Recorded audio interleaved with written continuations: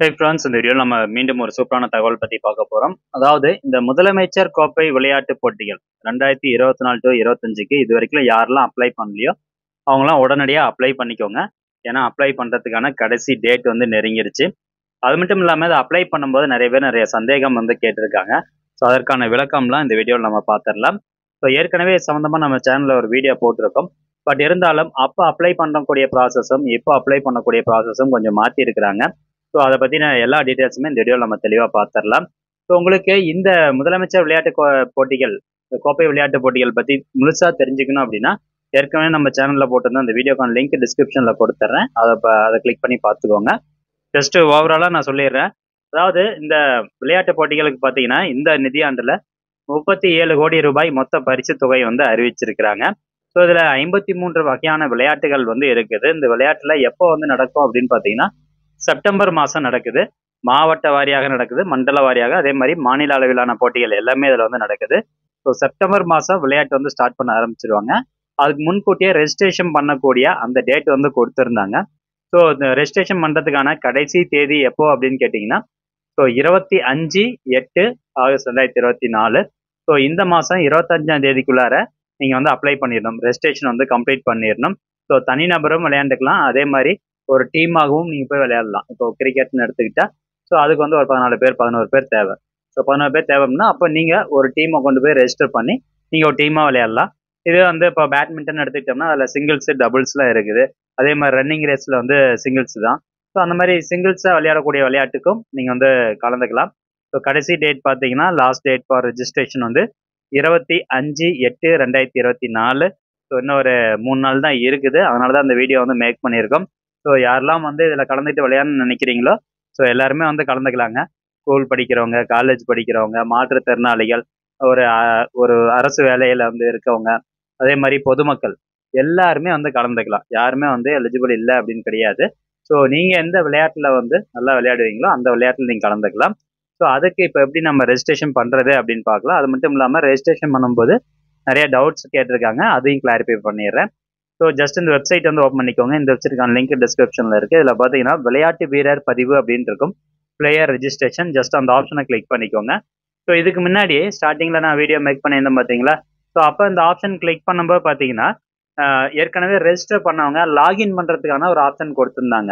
அவங்களுடைய mobile number, அதுக்கப்புறம் பாஸ்வேர்ட்லாம் போட்டு லாகின் பண்ணிக்கலாம்.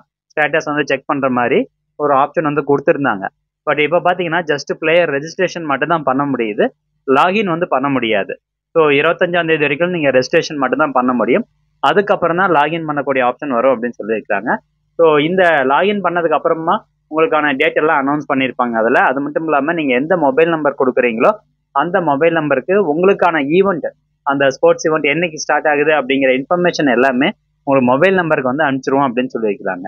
சரி, இப்போ ஏற்கனவே பதிவு பண்ணாதவங்க இப்போ எப்படி பதிவு பண்ணுறது அப்படின்னு பார்க்கலாம். ஏன்னா 3 நாள் தான் இருக்குது. இந்த இன்ஃபர்மேஷன் நிறைய பேர் ஷேர் பண்ணி விடுங்க.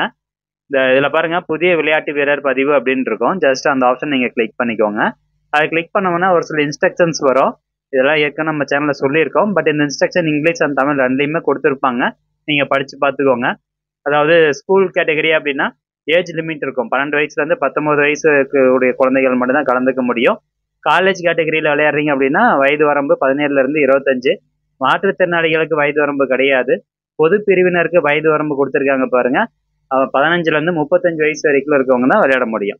38 வயசு ஆயிடுச்சு அப்படின்னா விளையாட முடியாது. ஓகே, இப்போ அடுத்தபடியாக அரசு ஊழியர்களுக்கான இன்ஸ்ட்ரக்ஷன்ஸ் கீழே இருக்கும். இதெல்லாம் படித்து பார்த்துட்டு அக்ரி அப்படிங்கிற ஆப்ஷனை செலக்ட் பண்ணுங்க. இப்போ நம்ம டேரெக்டாக பிளேயர் ரெஜிஸ்ட்ரேஷன் பேஜுக்குள்ளே வருது. கரண்ட்டாக பார்த்தீங்கன்னா உங்களுக்கு இந்த மாதிரி தான் போர்ட்டல் வந்து ஓப்பன் ஆகுது.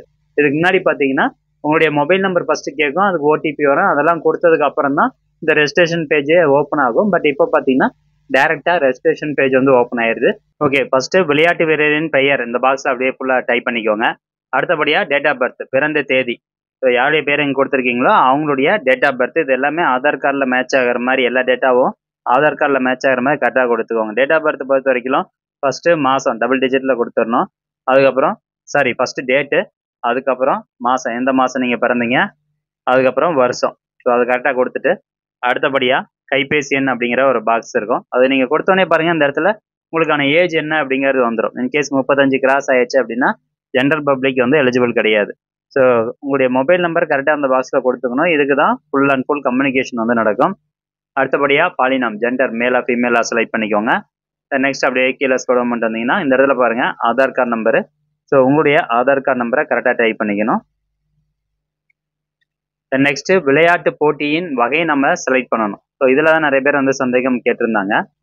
இப்போ விளையாட்டு போட்டியின் வகை அப்படிங்கிறத டாப்டவுன்ல செலக்ட் பண்ணீங்கன்னா school, college, differently abled, government employee, general public. இப்போ நீங்கள் ஸ்கூல் படிச்சுட்டு இருக்கீங்க, ஒரு ஸ்கூல் சார்ந்து நீங்கள் விளையாட போறீங்க அப்படின்னா ஸ்கூல் அப்படிங்கிற ஆப்ஷனை செலக்ட் பண்ணணும். அந்த ஸ்கூல் எந்த மாவட்டத்தில் இருக்கோ அந்த மாவட்டத்தில் தான் நீங்கள் விளையாட முடியும். அதே மாதிரி காலேஜும் அதே மாதிரி தான். இப்போ உதாரணத்துக்கு நான் அந்த இடத்துல ஸ்கூல் அப்படிங்கிறத செலக்ட் பண்ணுறேன். அதை செலக்ட் பண்ணோன்னா இங்கே பாருங்கள் படிக்கும் மாவட்டத்தை நீங்கள் செலக்ட் பண்ண முடியும். இப்போ காலேஜ் அப்படின்னு செலக்ட் பண்ணால் காலேஜுக்கும் அதே மாதிரி படிக்கும் மாவட்டம் தான் நீங்கள் செலக்ட் பண்ணணும். நெக்ஸ்ட்டு டிஃப்ரெண்ட்லி ஏபிள்டு அப்படின்னா மாற்றுத்திறனாளிகள் பொறுத்த வரைக்கும் அந்த மாற்றுத்திறனாளினுடைய ஆதார் கார்டில் எந்த மாவட்டமோ அந்த மாவட்டத்துக்கு அகேன்ஸ்ட் அந்த மாவட்டத்தில் தான் நீங்கள் வந்து விளையாட முடியும். அதே மாதிரி கவர்மெண்ட் எம்ப்ளாயி செலக்ட் பண்ணீங்கன்னா அந்த அரசு பணியாளர் வந்து எந்த மாவட்டத்தில் தற்போது பணிபுரிகிறாரோ அந்த மாவட்டத்தை சார்பாக தான் அவர் விளையாட முடியும். அதே மாதிரி ஜென்ரல் பப்ளிக் செலக்ட் பண்ணீங்கன்னா ஜென்ரல் பப்ளிக்கும் அதே மாதிரி தான் உங்களுடைய ஆதார் கார்டில் எந்த மாவட்டம் இருக்கோ அந்த மாவட்டத்துக்கு அகேன்ஸ்டாக தான் நீங்கள் விளையாட முடியும். ஸோ நான் வந்து ஜென்ரல் பப்ளிக் அப்படிங்கிற ஆப்ஷன் செலக்ட் பண்ணிக்கிறேன். ஸோ ஜென்ரல் பப்ளிக்கு எந்த மாதிரியான கேம்ஸ்லாம் இருக்குது அப்படிங்கிறது இந்த ஸ்போர்ட்ஸ் டிசிப்ளினில் வந்துடும். ஸோ இதில் நிறைய பேர் கேட்குறது என்னென்னா நான் 2-3 கேம் வந்து விளையாடுவேன், 2-3 கேமுக்கு வந்து ரெஜிஸ்ட்ரேஷன் பண்ணிக்கலாமா அப்படின்னு கேட்டிருக்காங்க. ஸோ இப்போ வரைக்கும் பார்த்தீங்கன்னா நம்ம ஒரு கேமுக்கு ஒரு டைம் தான் ரெஜிஸ்ட்ரேஷன் வந்து பண்ண முடியும். ஸோ அது வந்து புரிஞ்சுக்கோங்க. இப்போ உதாரணத்துக்கு நீங்கள் வந்து அத்லெட்டிக்ஸ் நீங்கள் வந்து ரன்னிங் ஓட போகிறீங்க அப்படின்னா அத்லெட்டிக்ஸ் அப்படிங்கிற பாக்ஸை செலக்ட் பண்ணிட்டு விளையாட்டு பிரிவு அப்படின்னு இருக்கும். ஜஸ்ட் இந்த பாக்ஸை கிளிக் பண்ணிங்கன்னா மொத்தம் 4 ஆப்ஷன். அத்லெட்டிக்ஸில் 4 கேம் இருக்குது. 100 மீட்ரு ஓட்டப்பந்தயம், 3000 மீட்ரு ஓட்டப்பந்தயம், லாங் ஜம்ப்பு, ஷார்ட் புட், இதெல்லாம் வந்து இருக்குது. இதில் எதுனா ஒன்று நீங்கள் செலக்ட் பண்ணணும். இப்போ உதாரணத்துக்கு வந்து நான் 3000 மீட்டர் ஓட போகிறேன் அப்படின்னா 3000 மீட்டர் அப்படிங்கிறத செலக்ட் பண்ணிக்கோங்க. செலக்ட் பண்ணிட்டு உங்களுடைய அட்ரஸு, டிஸ்ட்ரிக்ட் செலக்ட் பண்ணிட்டு ஆதார் கார்டு அப்லோட் பண்ணி சப்மிட் கொடுக்கணும். இப்போ அடுத்தபடியாக இன்னொரு சந்தேகம் என்னென்னா இப்போ நான் வந்து பேட்மிண்டன் விளையாட போகிறேன்.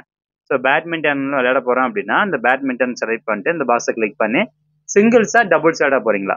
இப்போ சிங்கிள்ஸ் அப்படின்னா நம்மளுக்கு எந்த டேட்டாவும் எக்ஸ்ட்ரா கேட்காது. அதுவே டபுள்ஸ் அப்படின்னா டபுள்ஸ் அப்படின்னு கொடுத்தீங்கன்னா இங்கே பாருங்கள் அணியின் பெயர் வந்து கேட்பாங்க. ஸோ டபுள்ஸ் விளையாடும் போது 2 பேர் விளையாடுறீங்க அப்படின்னா யாராவது ஒருத்தர் பேரில் தான் ரெஜிஸ்ட்ரேஷன் பண்ணணும்.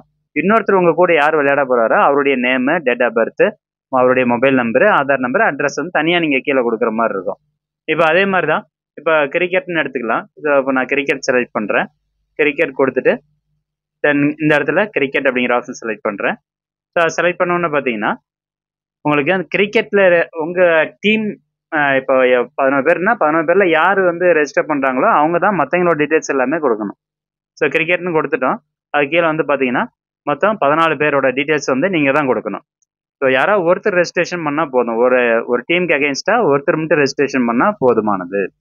ஓகே, இப்போது நான் வந்து அத்லெட்டிக்ஸ் ஆப்ஷன் செலக்ட் பண்ணுறேன். ஸோ அதில் போயிட்டு 3000 மீட்டர் வந்து கொடுத்துக்கிறேன்.